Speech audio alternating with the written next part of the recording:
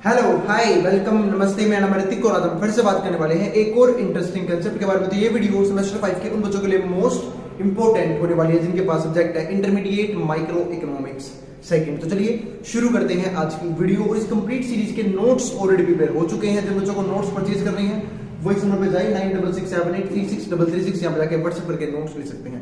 अब हम आते हैं आज के कंसेप्ट के ऊपर। तो आज को जो हमारा कंसेप्ट है वो क्या है? Equilibrium of a firm under monopolistic competition.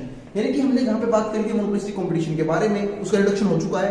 हमने उसकी बात करी फीचर्स के बारे में। उसकी जो वीडियो क्वालिटी थोड़ी सी खराब हो गई है तो उसके लिए भाई मैं माफी मांगना चाहता हूँ, ठीक है? तो उसे आराम से आप देख लेना, आपको उसे सुना है कि कौन कौन से फीचर्स इंपॉर्टेंट हैं, ठीक है? वो मैंने कवर कराया था पिछली वीडियो में। तो आज हम डिस्कस करने वाले हैं जो काफी इंपॉर्टेंट है कि इक्विलिब्रियम कैसे अचीव करता है एक मोनोपोलिस्टिक फर्म।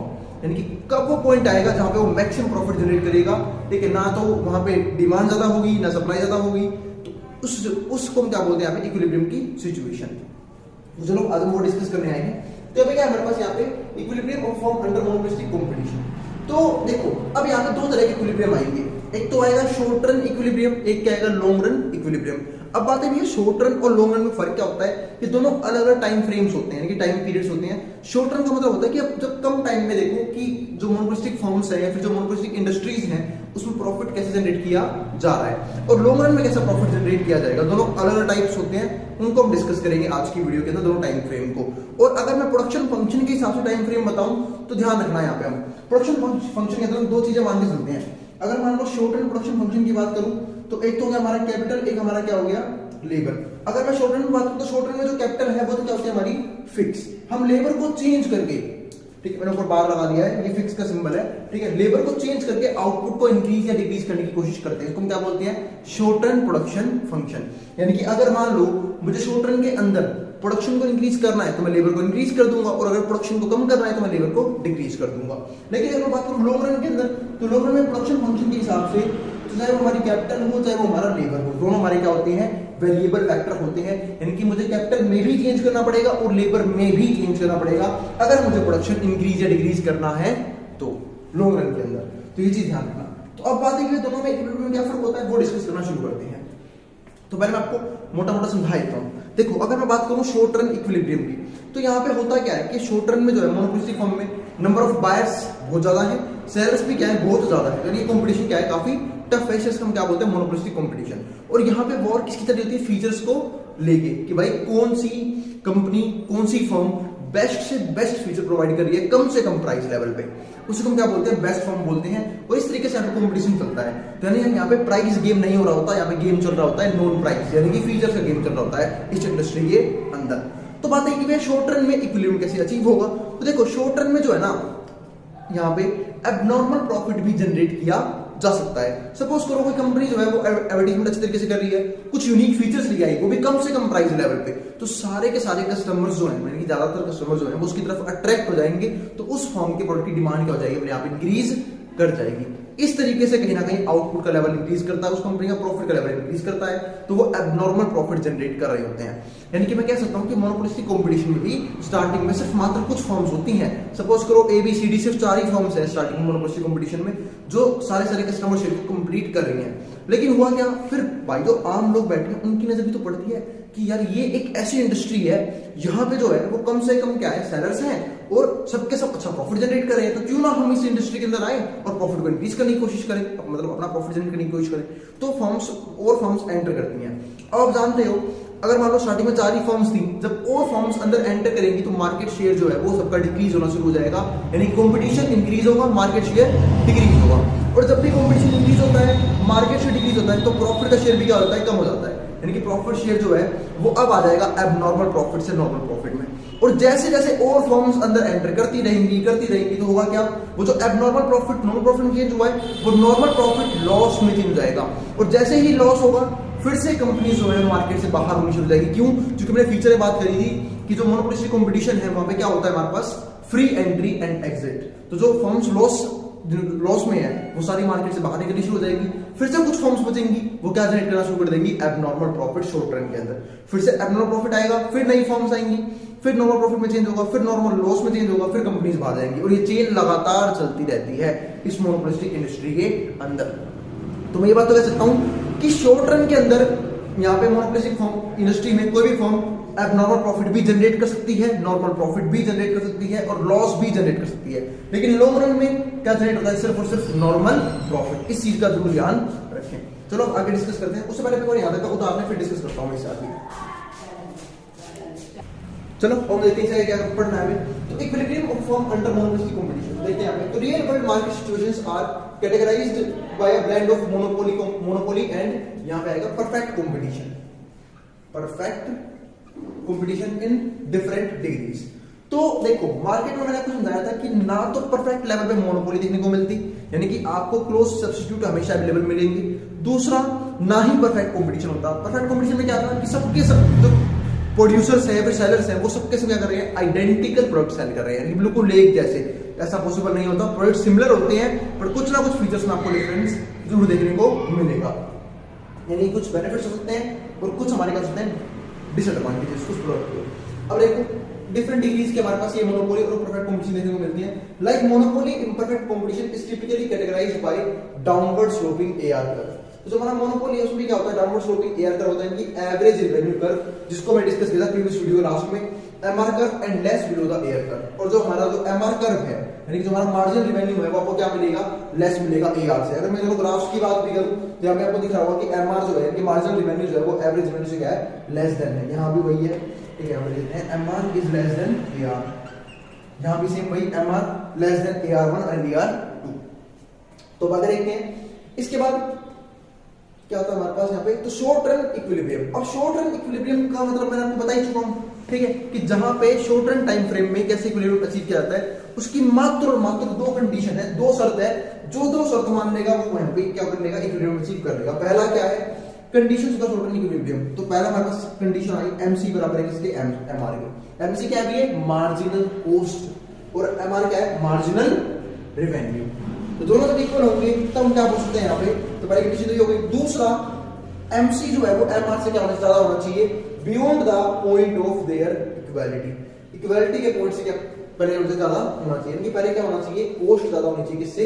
रेवेन्यू से, beyond the point of their equality. ध्यान रखना ये दो कंडीशंस हैं, जब भी दो कंडीशन फुलफिल हो जाएंगी मैं कह दूंगा वो पॉइंट हमारा क्या बन जाएगा? इक्विलिब्रियम बन जाएगा, ठीक है। तो ये देखो, अगर आपको इस ग्राफ में यहाँ पे समझाऊं तो हमारे पास क्या है? Marginal cost. तो इन टर्म्स को डिस्कस कर लेते हैं। सबसे पहले समझते हैं कॉस्ट को। कॉस्ट का मतलब क्या होता है? कॉस्ट का मतलब होता है टोटल कितना खर्चा आ रहा है, ठीक है, एक प्रोडक्शन मतलब किसी भी प्रोडक्ट को प्रोड्यूस करने में, ठीक है, कॉस्ट। अब कॉस्ट एक वर्ड आता है टोटल कॉस्ट। टोटल कॉस्ट जो है ना दूसरे का सम होता है हमेशा, एक तो टीएफसी, एक होता है टीबीसी।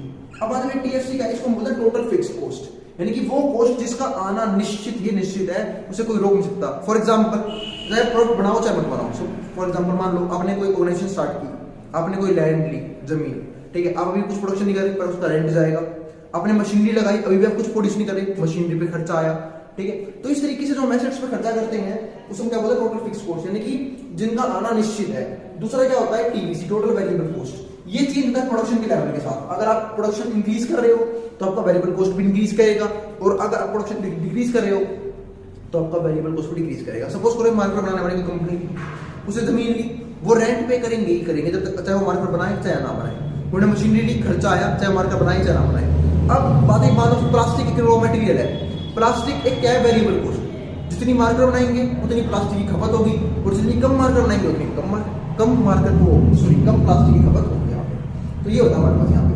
अब बात ये एवरेज कॉस्ट क्या होता है? इसको हम बोलते हैं पर यूनिट कॉस्ट, यानी कि एक यूनिट बनाने पे कितनी कॉस्ट आ रही है, उसको क्या बोलते हैं? Average cost. एक होता है MC, इसको क्या बोलते हैं? Marginal cost. इसका मतलब क्या है? हर एक एडिशनल आउटपुट पे कितना खर्चा आ रहा है। जरूरी नहीं ना कि हर आउटपुट पे सेम ही खर्चा है, किसी पे कम भी आ सकता है, किसी पे ज्यादा भी आ सकता है, इसलिए हम क्या निकालते हैं? एडिशनल कॉस्ट भी निकालते हैं। तो वही सेम चीज यहाँ पे थी। जो और मार्जिनल रेवेन्यू क्या होता है? कितना पैसा एडिशनल आ रहा है एक नए प्रोडक्ट को सेल करने के बाद। तो MC बराबर होना चाहिए MR के, दूसरा MC is greater than MR।